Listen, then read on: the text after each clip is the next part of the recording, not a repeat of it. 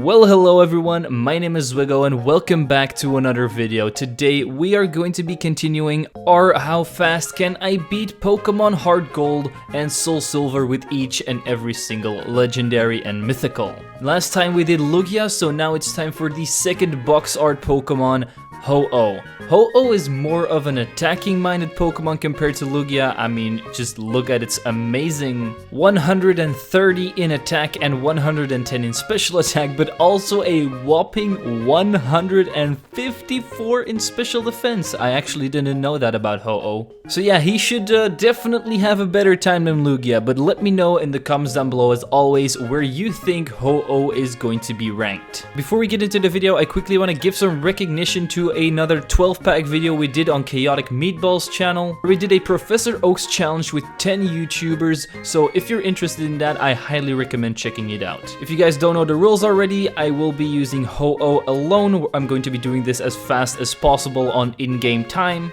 I won't be able to use any items in battle, and of course HM Pokemon are allowed. Let's try to aim for 199 likes because that's Ho-Oh's weight. Yeah, that's one heavy bird boy. And with that out of the way, let's just jump right into it. I decided to name myself Twitch because I'm currently streaming Pokemon Radical Red over there, so I know a lot of you guys are interested in that. I then go back to the lab and I name my Ho-Oh Ho-Cow because I mean he just looks like a cow, doesn't he? I then take my gigantic bird out for a walk. I then meet up with the two professors and Professor Oak is praising my Pokemon, but there's actually no Pokemon there. I think he's seeing things. We then fight our rival here and he's going to have Chikorita even though I gave him Totodile. Yes, my save file is totally screwed. After destroying it with some weather balls, we move on to the lab. I then name my rival R9 because he is one of the most funniest YouTubers I have ever seen.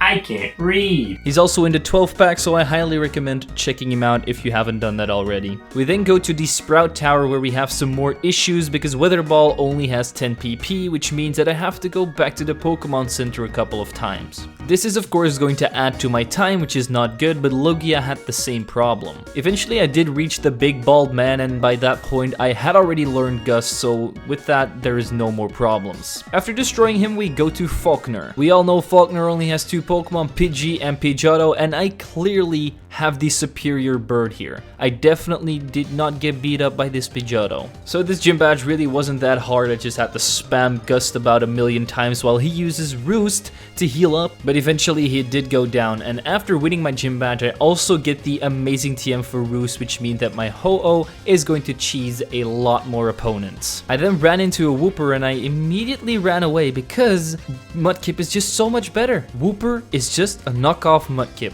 Changed my mind. Curtin wanted to go for a swim into this well, but yeah, he died. We beat up Proton without any problems because Zubats and Koffings really aren't that much of opponents now, are they? And we then go straight to Buxie's gym, which also shouldn't be a problem since we quad resists all of her moves. Not all of their moves, but her typing. Buxie starts off with her Scyther, which honestly didn't even do that much damage, and I was able to take it out with 3 Gusts, and after that I learned an amazing move, Brave Bird. Even though it has recoil, it's a stab move and a physical flying type move, so this is going to be very good for Ho-Oh. Of course, the next two team members, Metapod and Kakuna, also get destroyed, and I easily get my second gym badge, which means it's time for the next rival battle. Of course, he only has 3 Pokemon, starting off with Ghastly, which we 2-shot with Gust. Then next up is Zubat, so I heal up with Roost and kill the next 2 Pokemon, Zubat and Bayleaf, with Brave Birds. Just like that, we defeated another rival battle very easily. I am thinking that Ho-Oh is definitely doing very well here. So let's move on to the TM shop to get myself a TM for Fire Blast and Thunder. You'll later see why I may need the TM for Thunder. We then go to Whitney and we arrive there at the time of 1 hour and 8 minutes. And her Miltank, of course, has Rollout, which is 4 times super effective against my Ho-Oh, and it manages to outspeed me. Yeah, I know, Miltank's speed just doesn't make sense to me. Normally I would be able to survive 2 rollouts, but because of the Brave Bird recoil, I'm not able to. So I decided to use my Fire Blast TM already and replace Gust. With Fire Blast, I was easily able to 3-shot the Clefairy because she did use a potion on it. And then Miltank came out, which was an easy 2-shot with Fire Blast, while my Ho-Oh was only left with 2 HP. But that does give us our 3rd gym badge, which means that we can move on to the Burn Tower and take on R9 once again. His team was no problem because I one-shot the Ghastly with a critical hit gust, one-shot the Magnemite with Fire Blast, two-shot the Zubat with gusts, and finally one-shot the Bayleaf with Fire Blast again. Then at a time of 1 hour and 37 minutes, I do reach Morty. And right now my Ho-Oh has learned extra sensory, so I replaced Gust and I managed to one-shot all of his Pokemon. His Ghastly, his Haunters, his Gengar, nothing stood up against my big chicken bird. So with the easiest gym up until this point out of the way, we waste no more time and head on over to Chuck straight away, so fighting types should also be pretty easy for my Ho-Oh. And it really was. Primeape and Poliwrath both were one-shots with Brave Bird. They couldn't even get an attack off. So Chuck now takes the crown for easiest gym leader. Congratulations. We then get some shady shenanigans from this guy over here. I mean, he does look shady, or is that just me? We of course give the lighthouse girl the shenanigans to fix up her Ampharos. And we then challenge her to a gym battle. She of course has 2 Magnemites and a Steelix. All of them are Steel type, so Fire Blast takes care of all 3 of them in 1 hit. No problems whatsoever. I legit went into this battle with only 13 health because I was so confident I wouldn't get hit. And just like that, we got ourselves our 6th gym badge. I then took on this giant shrimp in the middle of a lake with my Ho-Oh, and I absolutely destroyed it. We then run into this redhead guy, and he brings us to Mahogany Town hideout. We found Giovanni and he actually turns into... oh my god, who would have expected this? We then destroy Ariana Grande and all of her simps and make our way over to the cold old man Price. But Price was also not able to hit me. I one-shot Seal with a Brave Bird, one-shot Piloswine with Fire Blast, then used extra sensory on Jugong, it flinched, and then I finished it off with Brave Bird again. So just like that, Ho-Oh got myself another gym badge without any problems. We then go to the underground of Goldenrod City and this Rocket Grunt hit on me. I'm 10 years old, this is not right, Game Freak. We then travel to the basement and R9 seems to be trapped in the basement, so we have to beat him up to get him out of there. We managed to defeat his first Pokemon Golbat with 2 extra sensories. He then goes into his Magnemite which I one-shot with Fire Blast. Haunter then gets destroyed by extra sensory. Sneasel gets destroyed by Fire Blast. And Meganium by a Brave Bird. Just like that, Ho-Oh has obliterated another enemy. This wouldn't be a Heartgold Soulsilver playthrough if we didn't have some glitching shenanigans going on, so here's that. We then also destroy Archer in order to disband Team Rocket with my Big Bird and save the entire region from getting a headache from the music that they're playing on the radio. After getting our Silver Wing, we head on over to Blackthorn City and fight Claire as our final gym leader, and Claire was one of the only gym leaders that's actually given me troubles. You may know why, because she has a Gyarados and a Kingdra. Both of them are water types, so my moves aren't really going to be very effective against them. And the Gyarados has Intimidate, so my Brave Bird is going to do a lot less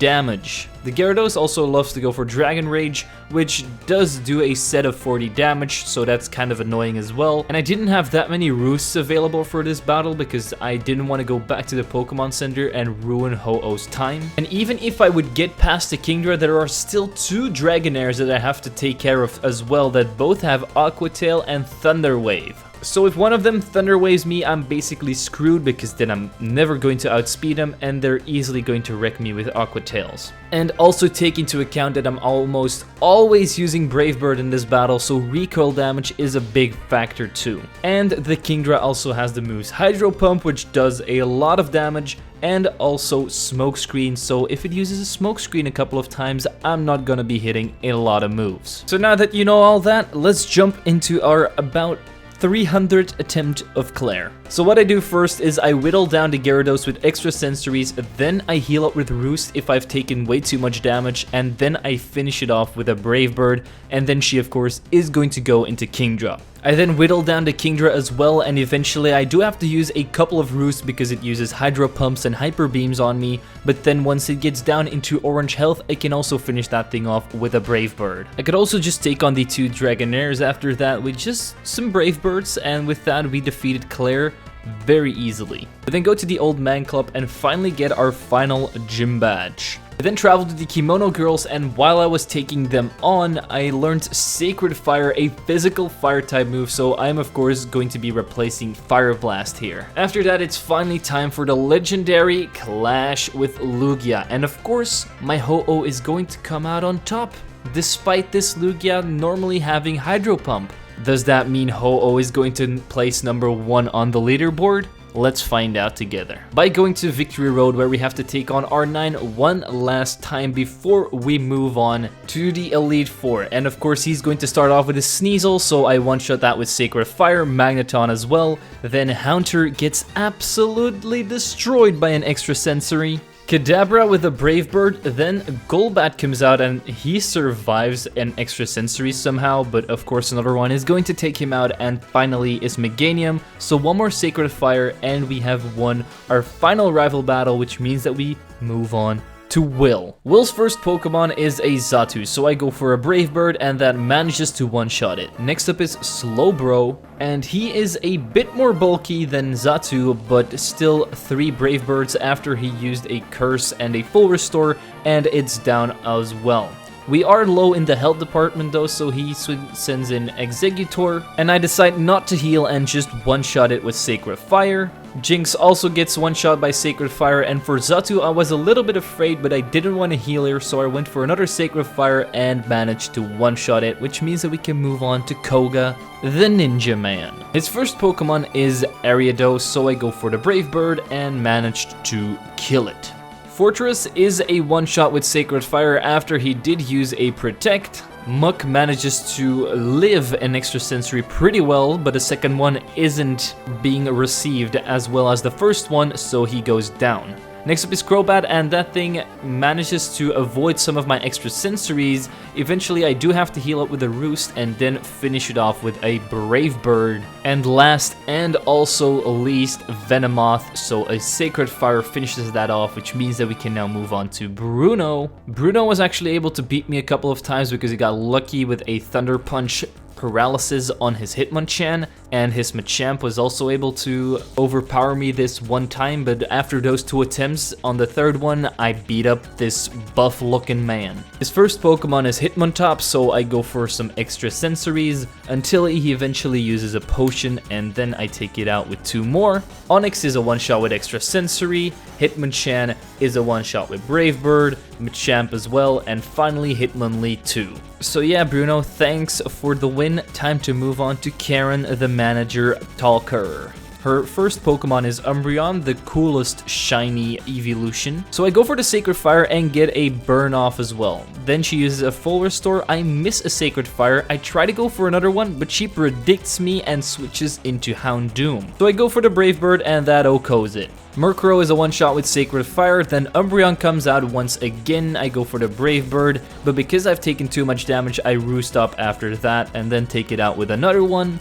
Gengar also gets beaten by a Brave Bird, and finally Vileplume can't stand up to one more Brave Bird. So that means it's now time to move on to the champion, Lance the Dragon Master. And this is the battle where I need a Thunder for because I need to be able to beat his Gyarados, his Aerodactyl, and his Charizard. So I go ahead and learn that to my Ho-Oh, and I also forgot to mention this, but I got myself the TM for Hidden Power down at the Lake of Rage. And I also made sure that at the start of this run, I had a Ho-Oh with the Hidden Power Ice, so I reset a couple of times for that.